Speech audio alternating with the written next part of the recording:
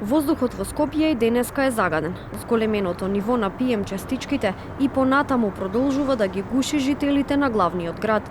Додека скопјани секојдневно се гушат во магла, советничката група на левица во град Скопје побара вонреден инспекциски надзор во цементарница Усија. Координаторката на советничката група Катерина Јовановска рече дека за проблемот со загадениот воздух во Скопје потребно е да се преземат конкретни мерки, а не само празни ветувања. Денеска до надлежниот инспекторат за животна средина на градот Скопје поднесовме барање со кој што бараме да се изврши вонреден инспекциски надзор врз цементарница Усија. Исто така поднесовме како советничка група низа на амандмани со кои што предлагаме конкретни мерки за сузбивање на загадувањето во градот Скопје или сузбивање на последиците од истото.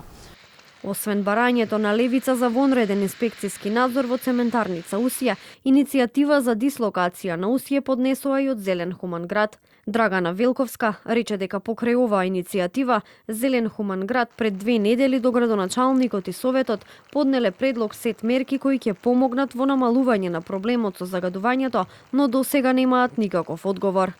Нашата иницијатива која Зелен Хуман град ја поднесе до советот на град Скопје е наша форма, наш придонес во тоа што го бараат граѓаните, во борбата е заедничка. Нормално ние сите сме граѓани, жители на овој град. Со години сме поднесувале сетови на мерки. Последен пат на почетокот на овој месец Зелен Хуман град поднесе сет приоритетни 30 мерки за борба со загадувањето и до претседателот на совет и до градоначалникот. До денеска 2 недели се поминати, немаме одговор.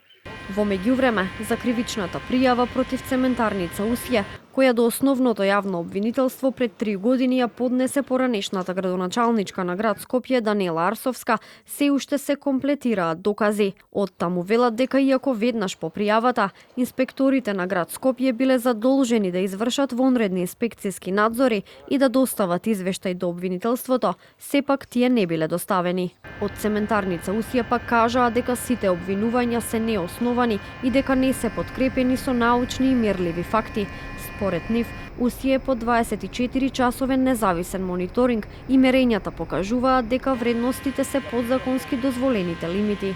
Иницијативата на СДСМ за свикување на вонредна седница за загадениот воздух, поднесена до претседателот на Советот на град Скопје, Даме Димитровски, доби поддршка и од левица. Димитровски за телевизија 24 потврди дека истата е стигната, но не се знае кога точно ќе биде свикана.